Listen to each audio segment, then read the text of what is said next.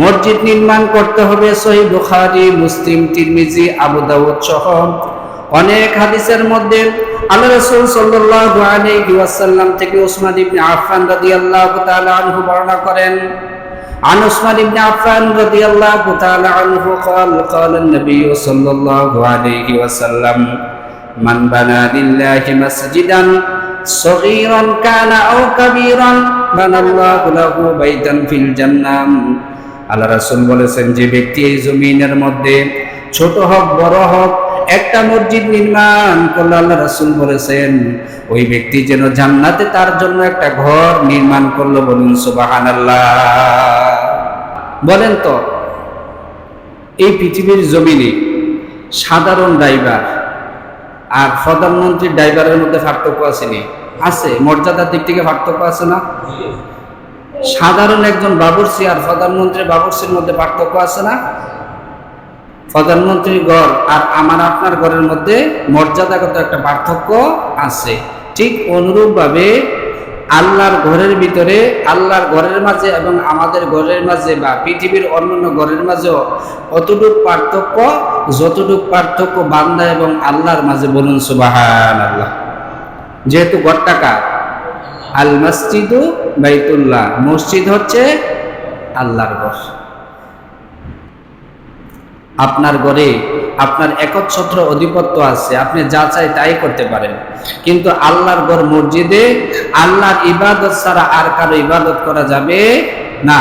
যেহেতু মসজিদে কি আদায় হয়? সালাত আদায় হয়।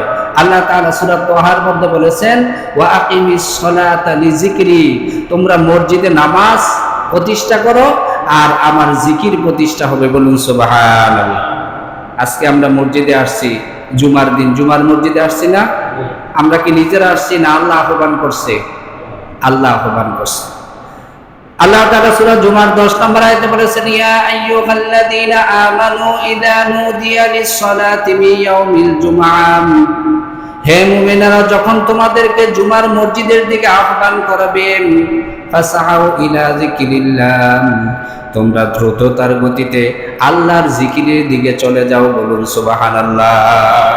তাহলে আজকে এই মসজিদে এসে জুমার দিন যত কাজ করি সবগুলা কি? আল্লাহর জিকির। কি? আল্লাহর জিকির। আল্লাহ তাআলা বলেছেন আজকে আমরা খুতবা শুনবো, সেটাও আল্লাহর জিকির। বসে বসে জিকির করবো, সেটাও আল্লাহর জিকির। দুম ধরে বসে থাকবো মসজিদে, সেটাও কি? আল্লাহর জিকির। পৃথিবীতে এমন কোনো কাজ আছে বলেন তো যেটা না করলে কোনো বেতন পাওয়া যায়? আছে? নাই। কিন্তু আল্লাহর ঘরে দম ধরে বসে থাকলেও কি সওয়াব পাওয়া যায়? বলুন সুবহানাল্লাহ। এটাই তো স্বাভাবিক হবে। যিনি শ্রেষ্ঠ তার যে পুরস্কারটা সেটাও তো শ্রেষ্ঠই হবে, ঠিক না? আল্লাহ তাআলা এমন এক দাতা যিনি দিতে কখনো ক্লান্ত হই না, যদিও আমরা নিতে ক্লান্ত হয়ে যাই, কিন্তু আল্লাহ দিতে কি হন না? ক্লান্ত হন না। বলুন না সুবহানাল্লাহ। তাহলে মসজিদ হচ্ছে আল্লাহর ঘর। এই মসজিদগুলো আমাদেরকে কি করতে হবে? আবাদ করতে হবে। আবাদ মানে কি? রক্ষণাবেক্ষণ করতে হবে। মসজিদগুলোকে সঠিক পরিচর্যা করতে হবে। যদি মসজিদগুলোকে সঠিকভাবে আমরা পরিচর্যা না করি, মনে করবেন মসজিদ একটা করলেই হবে না। আল্লাহর ঘরকে অবজ্ঞা করলেন, আল্লাহর ঘরকে অবহেলা করলেন। কাকে করলেন? সবাই বলেন, কাকে করলেন? একটা অর্থ আজান হইল না আল্লাহর ঘর মসজিদে, ইমাম সাহেব নাই, এর জন্য দায়ী কে? ইমাম সাহেব না, এলাকার মুসল্লিরা। তো অতএব মসজিদ অত্যন্ত যেমন আমাদেরকে মর্যাদাশীল করে, আমাদেরকে আল্লাহর কাছে নাজাতের উসিলা বানিয়ে দেয়। যেহেতু এই মসজিদ কাল কিয়ামতের ময়দানে কি করবে?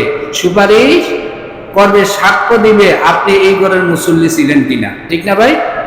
এই ঘরের মুসল্লি ছিলেন কিনা সেই মসজিদ কিন্তু সাক্ষ্য দিবে, সাফায়াত করবে, সুপারিশ করবে। অতএব এই মসজিদের রক্ষণাবেক্ষণ আমাদের উপর ফরজ। বলুন সুবহানাল্লাহ। কিভাবে ফরজ? সামনে আসতেছে। এখন আসুন, আল্লাহ রাসূল সাল্লাল্লাহু আলাইহি ওয়াসাল্লাম বলেছেন মসজিদ যদি আবাদ করতে হয় প্রথম যেই কাজটা সেটা হচ্ছে মসজিদের অস্তিত্ব তৈরি করতে হবে। আল্লাহ রাসূল এখানে বলেছেন সগীরান কানা আও কাবীরান, সেটা ছোট হোক অথবা বড় হোক, যেই কোনো একটা মসজিদ যদি কোনো ব্যক্তি নির্মাণ করে, তাহলে আল্লাহ রাসূল বলেছেন ওই ব্যক্তির জন্য স্পেশাল একটা জান্নাতে ঘর নির্মাণ করবে, যেটা অন্য কোনো জান্নাতের জন্য নির্মাণ করবে না। বলুন সুবহানাল্লাহ। এখন কথা হইতে পারে যে সকলের পক্ষে তো সম্ভব না ব্যক্তিগতভাবে একটা মসজিদ নির্মাণ করা, ঠিক না? সম্ভব না। যদি ব্যক্তিগতভাবে সম্ভব না হয়, সামষ্টিকভাবে যদি একজন ব্যক্তি বা একটা দল, একটা গোষ্ঠী, একটা জনপদের মানুষ যদি নির্মাণ করে, এই ক্ষেত্রে আল্লাহ রাসূল বলছেন ওই ব্যক্তির জন্য জান্নাতে একটা ঘর নির্মাণ করবে। আসুন এই প্রসঙ্গে আল্লাহ রাসূল সাল্লাল্লাহু আলাইহি ওয়াসাল্লাম সুনান ইবনে মাজাহ জাবের ইবনে আব্দুল্লাহ রাদিয়াল্লাহু তাআলা আনহু থেকে একটা হাদিস আল্লাহ রাসূল বর্ণনা করেছেন। আল্লাহ রাসূল বলেছেন, মান বানা লিল্লাহি মাসজিদান কামাফদাতিন কিতারিন সগীরান আও কাবীরান বানাল্লাহু লাহু মাসজিদান ফিল জান্নাহ।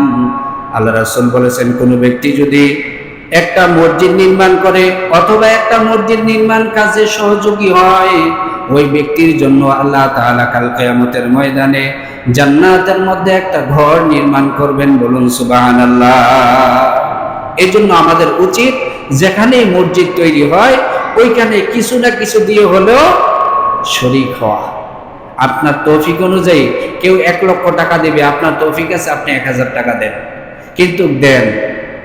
মনে রাখবেন, কিয়ামত পর্যন্ত যত মানুষ এই মসজিদে নামাজ পড়বে তার একটা অংশ আপনি মরে গেল আপনার আমলনামায় সওয়াব লিখতেই থাকবে। বলুন সুবহানাল্লাহ।